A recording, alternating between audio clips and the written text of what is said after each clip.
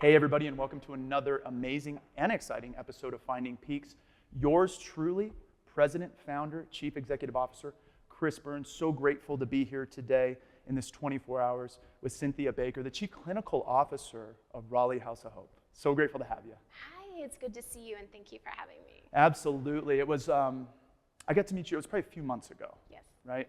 We're sitting down at a dinner that I got invited to by the Raleigh House of Hope, and it was entrepreneurs and business owners and executives coming together to talk about really, really tough issues and things that are going on and how we're growing together. And I'm just reminded of kind of this subtle connection that we had. You know, I'd sometimes get in rooms and I talk a lot and I look around, and you're one of the individuals that I really felt connected with throughout that process. I think kind of our mission and our vision, both personally and professionally, are really closely in alignment. And I'm so grateful to have you on the show today. And if those of you who don't know Cynthia, she is a licensed clinical social worker, as well as carries a doctorate in education. Yep. Awesome. So grateful to have you on the show. And one of the big things that I wanted to kind of chat about a little bit is, like, you have a wildly formidable resume. I looked at your LinkedIn. I looked at what you ran, VP of this, doing this. You just told me you had a digital company early on in your career. And Yeah. what is it about the Raleigh House that kind of drew your attention in that direction? And what keeps you motivated there? That's a great question, and I would say, Chris, I felt the same about just really connecting during this dinner and just talking about sole proprietors and founders and having the people at that table. That was an amazing dinner. And so, you know, Chris, I think in my heart has always been around the idea of people who start something and they have a vision and a passion for it. And so I think it's really was a big deal for me to kind of choose the Raleigh House. The Raleigh House chose me, but you know, it's something that I can't imagine myself doing anything else. Mm-hmm. So that's really, really cool, and something I've really appreciated about the Raleigh House over all of these years. And you all have been in business, I want to say 2 or 3 years longer than us, so kind of came into the market at a very, very similar time. I've always loved how Raleigh House puts clients and individuals first and then wraps a treatment program around that. How do you guys do that? It seems like something that's been missed so often in our industry, but how do you see them putting a business model forward like that and being able to carry it out in a really sustainable way? yeah, I think it was really around the visioning, you know, of our CEO founder, you know, Eric Lapp. And so, but it's, you know, it's the idea of the pathways of, you know, substance use, mental health, and trauma. And so it's kind of developed, right? It's evolved over the years. And so I think it's about, you know, having a location where, you know, Raleigh House started on Raleigh Street as a sober living, you know? So it's evolved and grown over the years, but I think it's really been related to the vision of how do we successfully help people? How do we, you know, make them, how do we help them with their healing and rewriting their story, right? And so I think that's something the Raleigh House seems has been adept with long before I ever arrived. And you know, it's more about now taking what the core of the Raleigh House is, and then taking that and projecting that forward and growing that access, right, for more people to be able to have those services. That's really, really cool. And I don't know if you know this, but I had one of my best friends about a year ago was struggling with some mental health stuff and chose to call the Raleigh House home for 30 days. And he went in and his family paid cash for those services. And he had been to 35 treatment programs prior to that. He's been in South Florida, he's been in Northern Arizona, Southern California, East Texas, you name it. And when he got out of the Raleigh House, he said to me, "That's the best treatment program I've ever been through. Boy, they will not let you get away with not working on your trauma. But that is the most intentional treatment program I've ever been a part of." So it brings me to one of our core values, which is to disrupt the industry through quality of care. How do you see Raleigh House in your long-standing career really aiming to disrupt the industry one quality resource at a time, one individual at a time? How do you see that evolving from your seat? You know, it might be a bit like what you're doing with Peaks, right? Because it's that idea of being Peaks. We are the Raleigh House. We are the Raleigh House. And so we're disrupting by being who we are. So it's not only the evidence-based cognitive behavioral therapy, acceptance and commitment, DBT, all the evidence-based work, and then let's just throw in these other expressive therapies. Let's put in the equine, the animal-assisted psychotherapy. Let's use more variety around what's going to really help that person, right, grow and learn, that it's not one size fits all, that it's the true person-centered, individualized plans for these clients. And so I think that that's something that has really impressed me about Raleigh House and really aligns with my career. Yeah, so. really, I love that too, because I remember in my, personally, going through my mental health journey in the beginning, and people, I would come into treatment and they would ask questions like, how's that working out for you? And I would just be like, not good. Like, I feel so bad. And the way in which we used to communicate just 15 short years ago is people come into care, we put a box over their head, we say these certain things in these certain terms, and we send them on this path to community integration in a one-size-fits-all path. And for so many years, I remember sitting there and being like, I guess if this is the way I have to do it, but just feeling so unsafe and so scared. I love what the Raleigh House does because it speaks to people and humans coming into a process individually. Yeah, and for sure. Peaks has really built a name as well over the years. Is like from VOB to EOB, from verification of benefit to explanation of benefit. Can we suit up and show up and be curious? Can we listen first and solve later? And I think that's something that's been missed, but we've been really grateful to connect with the Raleigh House, who's our #1 referral in this state for out-of-network cash pay folks. How have you guys been able to continue with that individualized approach? Yeah, I think it's just going to be, it's a part of our mission. And I think that, the universe is going to take care of this, right? Ultimately, however we figure out, we're here and we're growing. And so we know that whatever magic ingredient it is, it's about being true to yourself and being true to the vision, right, of what the Raleigh House is. Because if it was something else that was a canned approach, right, or something else, it might be one of the other, right, private organizations that is not surviving or thriving, like ours. I think one of the things I would say is that I would like to see more disruption in the industry, right? Yeah. You were talking about disruption, and I think about, pairing that with innovation, right? Pairing that with the idea of, individualized care, right? And being able to take a look at all these different, like, we still have to work within systems. We still get paid. We still survive. We thrive. We have employees who we pay. We have great leaders and mid-leaders and clinical directors and all of these other directors that that support our mission, right? But it is going to be about how going forward, statewide, nationally, how as CEO-run organizations and private organizations, how do we disrupt an industry that is kind of, right? It's on its way to the black and white, one way, no way. And we're talking about people on the streets. And we're talking about people leaving care and they're not getting what they need. And this constant cycle, right, in our country around healthcare, mental illness, the stigma of substance use and mental illness. I still think we have a fight at all levels to support our organizations. I think as leaders, we have a responsibility. Yeah, I really love, I've said disrupt the industry probably 1,000 times in the last couple of years, but I've never heard anybody say we need to pair that with innovation. Because it's not, and I think I've gotten into some hot water with this years ago when we first kind of got that core value, was like, I just want to be disruptful to be disruptful. Because this is BS and it's not going well. Right. And so I'm kind of spinning my wheels, and I'm not going anywhere. So I love what you said. It's this very intentional approach to disrupting. I'm not going to do it just to flap my wings. It's actually, we're going to support it with innovation, client care, and outcomes. That's the way to do it. And I love what you're saying. Let's do it in a professional way, but let's continue to raise the flag to say, hey, this isn't going well. And I think we have a way into treating people in our programs and in our communities where they actually feel seen, valued, and heard, which is really nice. And I can remember when I first felt that, and it was in a treatment program, and it was surrounded by great professionals, and I was like, why are these people being so nice to me? And it wasn't because I was paying, I was on scholarship, so be clear. I feel like our clients say that sometimes too. It's Like like what? the kindness is supposed to be a part of this, right?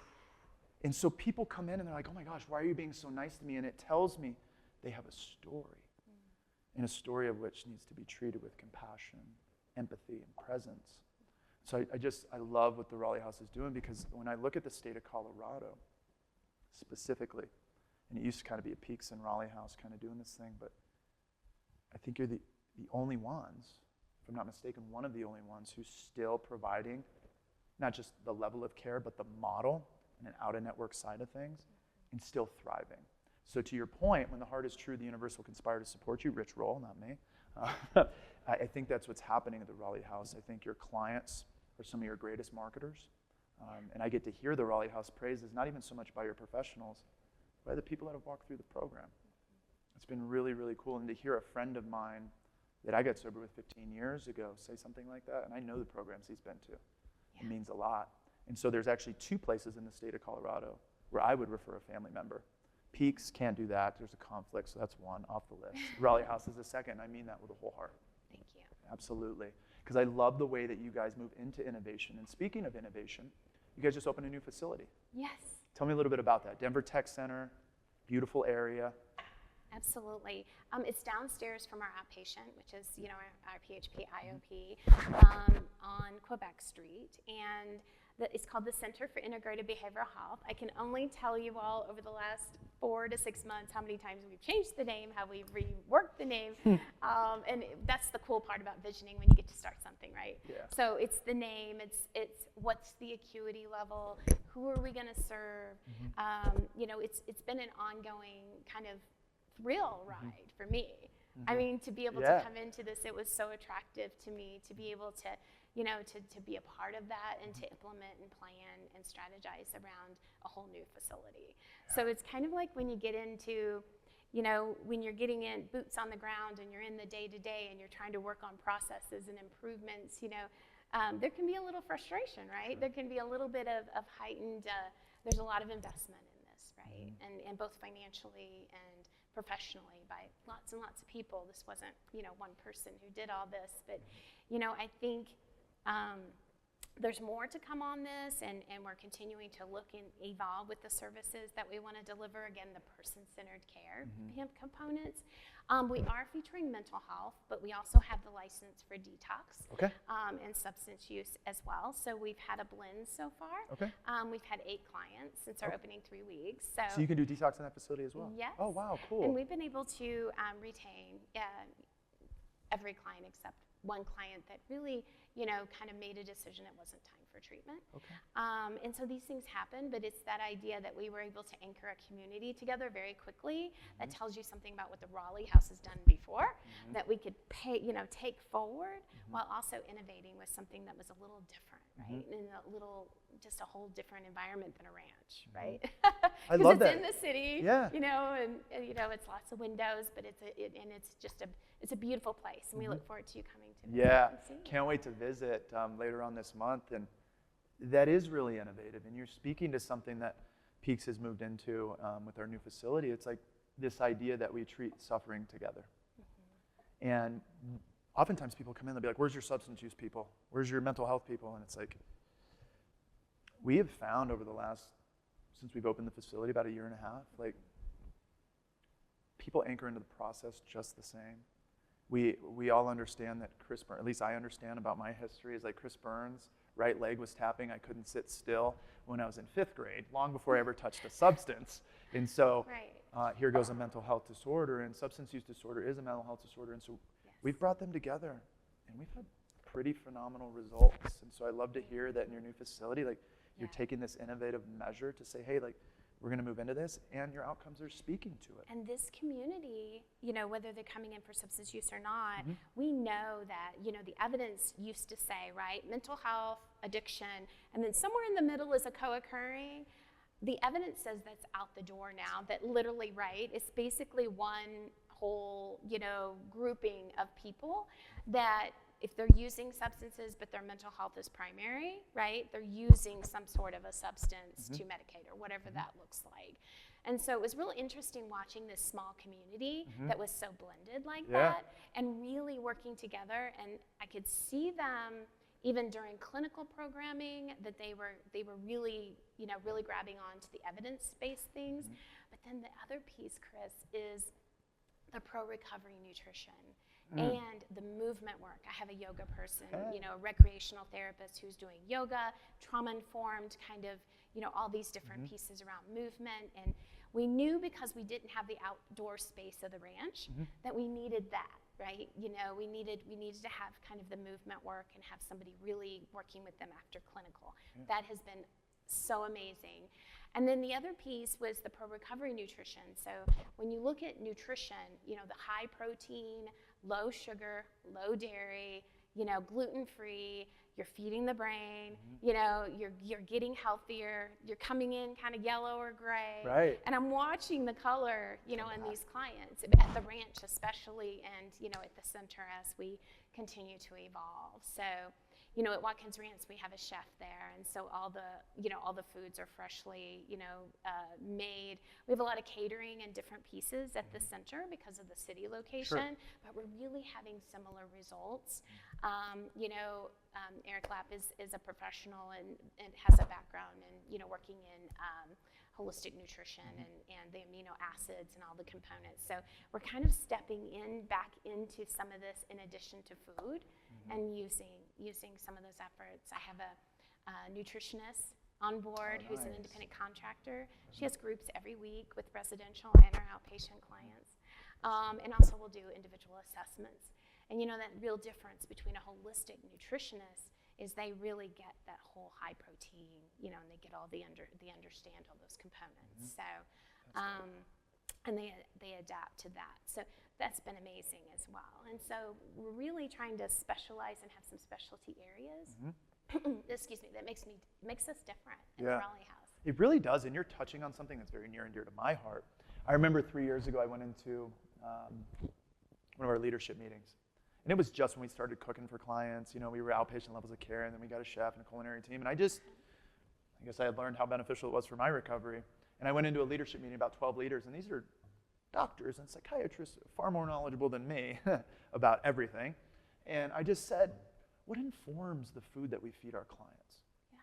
Because it looks good, looks real good. But and it was almost like exorcism. People's heads started spinning, they're hiding their drinks, they're throwing their food on the ground. Because it's this real primal thing that people don't want to talk about a lot, and they don't want to move into, and especially when people are suffering from shame and the microcosm of addiction or mental health or whatever it might be, the last thing we want to do is, but this is a supportive tool. I'm a big believer that we can leave a lot of this on the table and get some sunlight and some good nutrition and walk together, and we will accomplish things we never thought were possible. So I love that you guys are doing that, and frankly, one of the greatest presentations on any website that I've ever seen is the culinary on your site. Yes. Fresh fruit and vegetables and gardens, and they grow it on site, and clients are involved. And that goes back years. That's so all cool. Things that I think Eric really took the lead on those things, and I think that was just so incredibly special when you think about what did we do different or what are we doing different. People in general don't want to leave treatment so much when they start not feeling the cravings. Because, in addition to the psychiatry and Matt, and that we all have to have for support for some of these folks, the natural pieces they can take forward with them through the continuum, outside our services. Let's hope that they can take some of that forward and not go back to the McDonald's burger, right? And we know there's a cost incurred with these things, but at least they can learn more about it. So the education component, I think, is really important too. Yeah, the education is huge. Because I wish somebody would, may have come to me. Because I was thinking in my early recovery, I'm like, waking up at 6 a.m. and going for a walk? That seems hard. But I think what's really hard is my ability to zoom out and see things as they actually are. And what might be more difficult for me is, living a life 30 years of sobriety and at 65 being cut open because I wasn't informed of these opportunities from a nutritional perspective to inform not just quality of life, physical health, mental health, spiritual health, overall well-being. So you just feel better when you do it, even though it is and was for me a very, very tough topic to talk about. you know. That's interesting. You know, my dad, you know, he's passed away now, but the idea is that, you know, he was an alcoholic, and I had more alcoholic family and a lot of mental illness in the family. And, you know, you were talking about that discovery, you know, of why am I doing this? And you and I kind of prepped and we talked about that. And I was just thinking about, as you were talking, about how healthy he thought he was because he worked out every day, but he had this awful cholesterol, he had emphysema, he had heart problems, and he eventually passed away of a heart attack. And guess what? None of those things had to happen had he really been healthy, right? You know, nutritionally healthy. But the way people grow up, the way, you know, the new generation, the old generation as well, and what they put in their bodies. So I'm not an expert in this area, but I'm absolutely learning, you know, from the Raleigh House, you know, and I'm watching these clients thrive and get healthier. You make such a good point, though, because we grew up kind of lower socioeconomic situation. And I remember we had to buy when we got cereal, it was the big bags, not the boxes, because the boxes were more expensive. And so instead of Frosted Flakes, you get Joey's Flakes or whatever it might be, right? And I remember thinking as a kid, I want the freaking Frosted Flakes. So I get sober, 2008. Turns out when you don't spend money on that stuff, you have a couple resources, even when you work. And I remember going to the grocery store the first time, Frosted Flakes, Salisbury steak, all the stuff I never had that all my friends who had resources did, and then it turns out that none of the stuff's good for you. Right. It's so bad for you. And the milk. I'm like, oh, this stuff. I'm like, holy crap. You couldn't do anything worse in the morning than eat a bowl of cereal. I know. I'm just like your total gut health is blown out the door by it, you know. To learn that all these foods I couldn't afford growing up aren't good for you. Right. Yeah, I grew up quite poor too, and I just remember the oatmeal every morning, you know. Yeah. So. Yeah, I'm right there with you. Well, it's been just extraordinary having you on the show. I wanted to, as I do with most of my guests, just kind of end with one last question. And I think I know the answer. I'm very much in alignment with it. But for the viewers, like, you know, why do you do this? This is tough work. It's very rewarding work if you're passionate about it. But what is your why? What's the foundation of that, where all this passion and energy comes from? Yeah. I wish I had your energy, by the way. I tend to be a little more manic. You know? Lucky me. Well, it's a pleasant. Awesome. Thank you. No, Chris, you're amazing. Thank you. So, you know, my why goes back a ways, right? You know, sometimes when we're younger, we don't know who we are. We make decisions. We're kind of floating through. I raised children, I raised daughters, you know, I was married, we had a small business, went back to graduate school, thinking I would have this next career, and I'm a social worker, and I'm going to, you know, develop programs and, you know, and all these things. But then there's, you know, I always talk about it feels like I was from privilege at that point, because I really didn't see all the suffering for a while until I really looked inside myself. And then I looked at my own family with the history of mental illness and substance use. And then it was like, I realized what a generational and, you know, harmful, deadly stigma that has been on substance use and mental health and addiction, right? Both. That, you know, has harmed people, right? It's cost them their lives. And so it's so incredibly serious. So once, you know, it's like once you look at the big picture and then you look at the individual, you're realizing how wrong things are and how much there is to fix. And so I think it's been really good for me to realize when you think about these things that it's not that human being, it's really a system, right? It's really all the things that makes that human being worse and doesn't help them. And then also just people feeling shame and blame. And I think that's just some of the ugliest feelings that people shouldn't have to feel. So I feel really passionate about the idea of people having access to services. And so if I can be part of an organization, be a leader in an organization where I can increase that access, because I've been in other roles that I could not. And then I spent 10 years in aging where I could, and we served, you know, 1,500 nursing homes, and we did some really awesome work. And so everywhere I go, I want to take that energy, but I also want to, you know, instill the kindness and the culture that everyone's why, right? We're all on the same page, and we're here to ultimately help that client, right? Yeah. And we're here for the clients. So I just, I really like developing people, training and development of people to help them in these roles that are so difficult for them. So I would say my why really stems from family, and less my personal experience, but more around learning about myself, right? That's a beautiful and well-articulated why. I remember growing up thinking I knew about substance use because it was in my family. And I grew up, I was in family program at Sierra Tucson at 7 years old, 9 years old, 11 years, all these ages. And I remember they would say things about my mother, like, she's an addict. And so that equals A plus B equals C. And you're like, oh, that sucks. So my mom's an addict. My whole life, I grew up being like, you're doing this thing to me. Yeah. And you're not showing up. I was hanging out with my mom 6 months ago. And for the first time in my life, I realized she struggled with depression. And she used substances to make sense of that hole that she was in. And in that moment, after 38 years on this planet, I saw my mom clearly. Wow. And so I appreciate your why. It's very near and dear to my heart, our mission and our vision, who we aim to help and walk with one day at a time. There's a story behind every individual. Yeah. And I'm grateful today that Peaks Recovery and Raleigh House of Hope is in alignment with seeing those individuals clearly. Thank you, Chris. Thank you so much, Cynthia. It's been a pleasure. Until next time, my beautiful people. Peace.